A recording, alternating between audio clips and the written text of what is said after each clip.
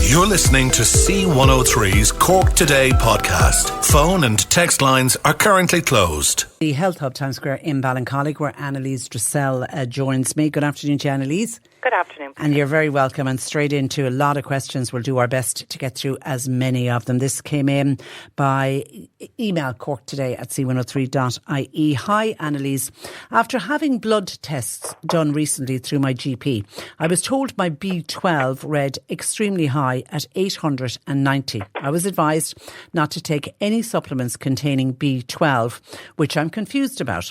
I have just started Source of Life Gold as a tonic, which I find extremely good when I feel I need a bit of a pick-me-up. I cannot find anything without B12 to give me motivation. Is this very unusual, or what advice could you give me going forward? And that's from Mary. Yeah, well, B12, there would be quite a bit of B12 in the Source of Life Gold. And B12 is very important for us to make our red blood cells. So that's why if people feel deficient, they're not making their red blood cells efficiently, they're not carrying oxygen around to tissue, so therefore they feel tired. And that's anemia. So it is possible to have too much B12. I think the side effects are probably very minor and minimal. It's more common, actually, Patricia, to have very low B12, and a lot of people don't absorb B12 well in the stomach. So that's why so many people will have to take it. In this case, really, I think you probably should avoid vitamin B12 for a while, just to allow the levels to drop. I mean, I'm not aware that it would cause any major medical issues, but I don't think it's a good idea to take something all the time. I think it's always good to take a break. And if she really wanted something to give her a bit of a boost, maybe just taking ginseng as and when she needed for an energy boost, that could help. Like those Baraccas would be very high in B12 as well, so that's why a lot of people get a boost from them, Patricia. So, yep, that's my advice, is avoid it for a little while, just to be on the safe side. And then go back and get the bloods checked again with the doctor, particularly when the doctor said avoid the B12. You're better off avoiding it and see, will it just go down itself? Exactly. And it definitely will go down itself, really, Tricia. It's coming from supplements. It wouldn't be anywhere reason that would be high for any health issue, and it wouldn't be high from diet. So the only reason it's high is that it's just too much is going in the supplements. Now, if she wasn't taking a B12 and wanted to take the Source of Life normally, that would be fine. But if you take a B complex and the Source of Life, you are going to overdose on all of the B vitamins. Okay. Now, hi Annalise, taking Revive Meno long term, can you put the contents of the tablet into the sachet drink, and can it cause the hands to go a bit numb at times due to vitamin B in the sachet? Do you understand that? So I do indeed. So MenoActive is a menopause support product by the Revive Active company. It's very, very good. I've tried it myself and I found it great. And it comes in a sachet and then there's a little capsule. So absolutely, you can open the capsule and put it into your sachet if you don't mind the taste. I don't think that would cause any problems whatsoever. But the reason that your hands might be going a bit numb is because there is a high level of B6 in there. Now, B6 is really good for hormone imbalance mood. So it helps with menopause, anxiety and brain fog, or low mood. And it also is great for younger women that have PMT coming up to their periods as well, for mood, for mood swings at that time. But it can cause a little bit of numbness in your fingers. So it's possible the dose is too high, in which case what I would say, if you're getting that, just take half the sachet and half the capsule. Okay, Sheila says, my daughter is suffering from tight calves after games and training. Now, this never happened before. The only difference is she started a waitressing job, so she's on her feet a lot of the time. Is there a connection? Oh, definitely, I'd say, Patricia. So it's just the muscles are being overworked, really. She's on her feet all the time. I mean, she's very young, so when I hear somebody on their feet and sore legs, it can often mean varicose veins, but she would be way too young for that. I really just think that she's probably working her muscles very hard. So there's two things I'd recommend there. The first is free of charge, which is stretching. So she should be doing a lot more stretching of her leg muscles after she does her training and exercise, and when she's finished work in the evening as well. And then the second thing that would really help would either be to take magnesium or to rub the magnesium gel directly into the muscle calves. And she should do it before training, after training, before work and after work. Okay, that magnesium is great. We get a lot of people get relief from that. A question for Annalise, please. I'm on aspirin and blood pressure tablets, but the blood pressure tablets doesn't seem to be keeping my blood pressure down. Could Annalise recommend any natural products that I could take as well as taking the blood pressure tablet from the GP?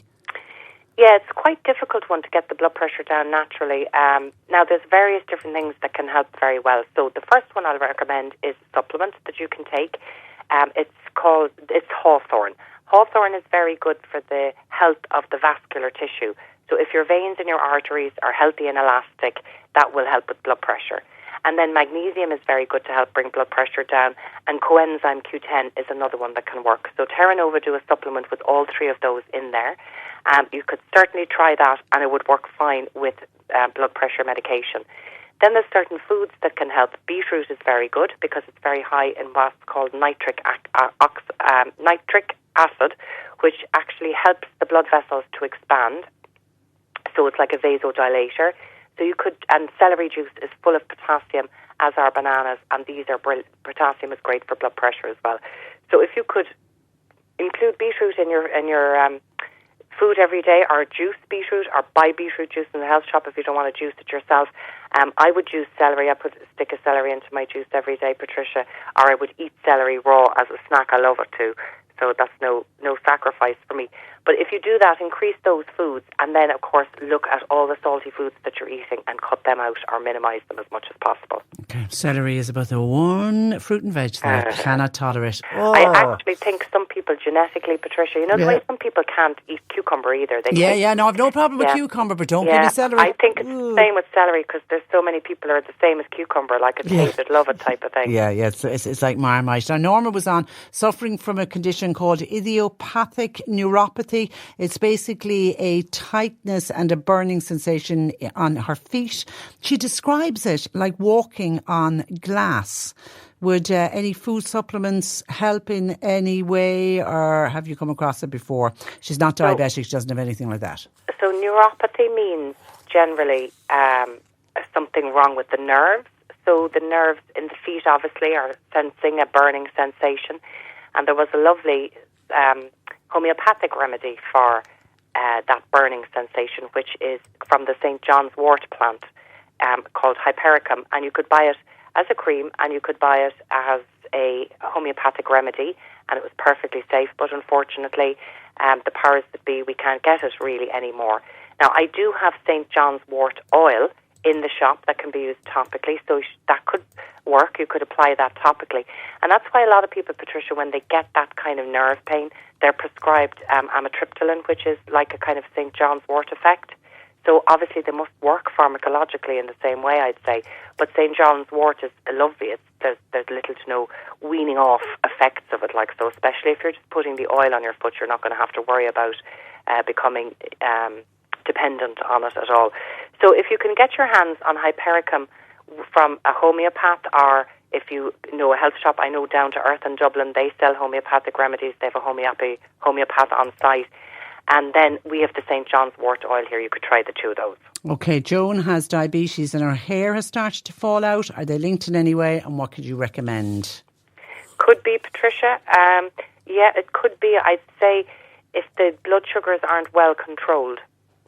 Now, there's different, obviously, causes for thinning hair on the scalp, and menopause is one of them. Low thyroid function is another one of them. A lot of stress, so a bereavement or a stressful experience or trauma, that could do it.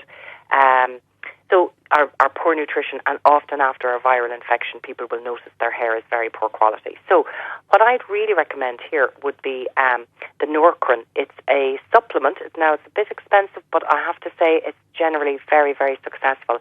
And it helps to kickstart the hair on the head that is no longer going back into growth mode. So it starts them back into growth mode. NOURKRIN. And you'd need to probably do about 3 months of it before you could see whether it was working or not, because it'll be the new hair coming up that you'll see.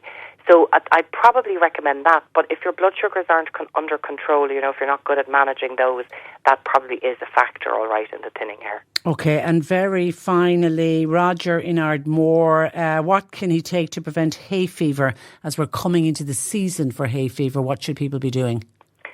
There's a lot you can actually do naturally, Patricia, and a load of people get a great result from this, because the antihistamines in the long term have been linked with various different health issues.